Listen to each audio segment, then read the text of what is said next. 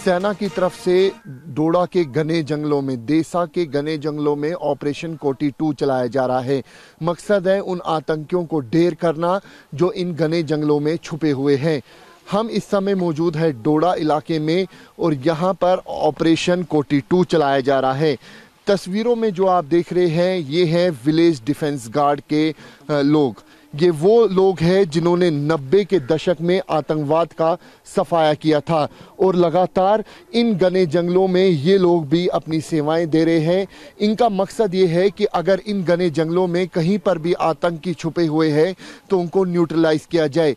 90 के दशक में इन्हीं लोगों ने आतंकवाद का सफाया इस इलाके से किया था, क्योंकि डोडा इलाके में जिस तरीके से सूचना मिली सुरक्षा बलों को कि घने जंगलों में आतंकी छुपे हुए हैं, सेना और पुलिस के साथ कंधे से कंधे मिलाकर ये लोग इस समय चल रहे हैं। साहब, ये बताइए कि जिस तरीके से ऑपरेशन आपने भी देखा होगा चल रहा है, 90 में आपने काफ़ी इफ़ेक्टिव काम किया, एक बार फिर ज़रूरत पड़ रही है आप लोगों की। ये तो वो 90 वाले दिन फिर से दोबारा आ गए हैं। अभी कुछ जैसे 10-15 साल हम आराम से थे, अब फिर से दोबारा हमारे डोडा डिस्ट्रिक्ट पूरे जम्मू कश्मीर में आतंकवादी फिर से बढ़ोतरी हो रही है उनकी। और कुछ डिटेल में और ज्यादा आपको जानकारी देते हैं कि जम्मू में आखिर क्यों बढ़ रहे हैं आतंकी हमले। पीर पंजाल पर्वत श्रृंखला में ज्यादातर हमले हो रहे हैं। आपको हम ये पूरा ग्राफिक्स के माध्यम से बता रहे हैं कि ये जो जंगल है वो क्यों इम्पोर्टेंट है और कैसे आतंकियों के यहाँ पर छिपने की जगह मिल जाती है। राजौरी, पुंछ, रियासी बेल्ट में अधिकतर हमले हो रहे हैं और इससे समझने के लिए आपको पीर पंजाल की जो भौगोलिक स्थिति है वो हम ग्राफिक्स के जरिए समझाने की कोशिश कर रहे हैं। आपको बता दें कि ये बहुत हद तक अफगानिस्तान के पहाड़ों जितना जटिल है। पिछले 2 सालों में जम्मू कश्मीर में हुए सभी बड़े आतंकी हमले पीर पंजाल के दुर्गम इलाकों में ही हुए हैं। ये अटैक पीर पंजाल पर्वत श्रृंखला में स्थित राजौरी, पुंछ, रियासी बेल्ट पर हुए हैं और ये बेल्ट जम्मू को कश्मीर के से अलग करती है और पीर पंजाल घाटी में आने वाले राजौरी और पुंछ जिले पीओके के साथ एलओसी के 225 किलोमीटर एरिया को टच करते हैं। आतंकी इन्हीं रास्तों से होकर जम्मू के जंगलों में घुसपैठ करते हैं। इसके बाद यहाँ एक पर्वत से दूसरे पर्वत के बीच घूमते रहते हैं। इस दौरान यहाँ के घने जंगल आतंकियों के लिए शेल्टर का काम कर सकते हैं और सुरक्षा बलों के लिए उनकी मूवमेंट को ट्रैक करना चैलेंज हो जाता है। इस इलाके में कई प्राकृतिक गुफाएं हैं। यहाँ आतंकी छिपकर आसानी से डेरा डाल देते हैं। यहाँ सुरक्षा बलों के रडार और ड्रोन्स की स्कैनिंग से बचने के लिए उन्हें मदद मिलती है। और सबसे बड़ी बात यह कि जो ये जंगल है, ये जंगल का इलाका घना है, विजिबिलिटी बहुत कम रहती है। जंगल में पानी, खाना और आश्रय जैसी बुनियादी आवश्यकताएं आसानी से पूरी भी हो जाती हैं। आतंकवादियों के लिए लंबे समय तक छिपकर रहना आसान हो जाता है और अटैक करना भी। आतंकवादी चोटियों पर और चट्टानों के पीछे जंगलों में छिपे रहते हैं और वहां से नीचे आसानी से फायरिंग कर सकते हैं। ये तो हमने आपको डिटेल बताई, लेकिन हमारे जवानों को श्रद्धांजलि दी जा रही है।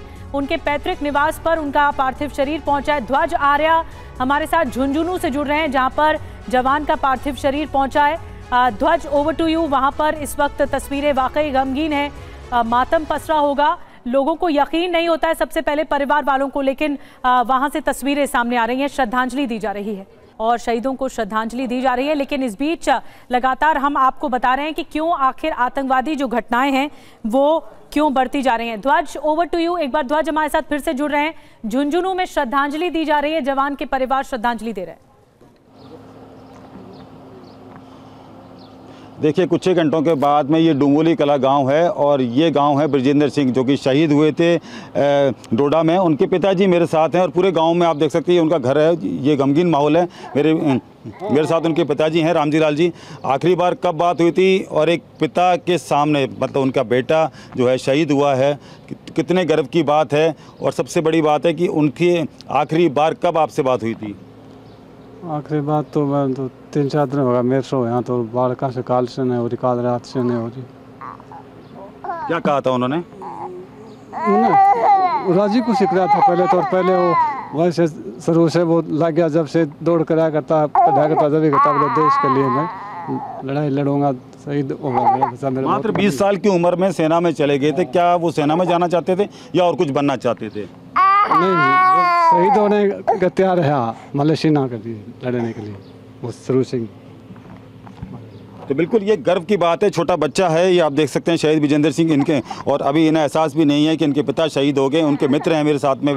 सर कैसा था उनका नेचर, किस तरीके से, और आखिरी बार कब आपसे बात हुई थी? जी, उनका हमारे गांव के जो वीर शहीद हुए हैं विजेंद्र सिंह जी दोराता, उनका बहुत ही मिलनसार व्यक्तित्व था। जब भी वो छुट्टी आते थे आर्मी से, अपनी सेना से यहाँ छुट्टी आते थे, तो नए युवाओं को वो प्रेरित करते थे सेना में जाने के लिए, या उनको खेल कूद के लिए वो प्रेरित करते थे। ऐसा उनका मिलनसार व्यक्तित्व रहा। उनके पिताजी ने कहा, अभी बताया हमें कि वो शुरू से ही सेना में जाना चाहते थे और भारत माता की रक्षा करते हुए शहीद भी होना चाहते थे कि अगर ऐसा कुछ हो जाए तो मैं जान भी न्यौछावर कर दूंगा। मैं अगर कहूँ, हम और आप जो है उनकी वाणी को नहीं सुन सकते हैं, लेकिन अगर मैं 10 सेकंड में उनकी वाणी को अगर बोलना चाहूँ कि मेरी आत्मा में उनकी आत्मा बोल रही है, तो मैं ये कहना चाहूँगा, उनकी वाणी यही कहेगी, तन समर्पित, मन समर्पित और यह जीवन समर्पित। मैं चाहता हूँ देश की धरती तुम्हें कुछ और भी दूँ, ऐसी भावनाएं उनके अंदर थी। बिल्कुल, आप देख सकते हैं कि ये ग्रामीण हैं, उनके पड़ोसी हैं। आप क्या कहना, आप भी यहाँ रहते हैं, क्या उनसे बातचीत हुई है किस तरीके से, क्योंकि पूरा गमगीन माहौल है और अब उनका जो है आने का इंतज़ार किया जा रहा है पार्थिव देह का। बहुत ही मिलनसार बच्चा था। तो मेरे यहाँ विजेंद्र सिंह को आखिरी विदाई दी जा रही है, आखिरी श्रद्धांजलि दी जा रही है परिवार वालों की तरफ से, गांव वालों की तरफ से। शुक्रिया आपका ध्वज, जानकारी देने के लिए।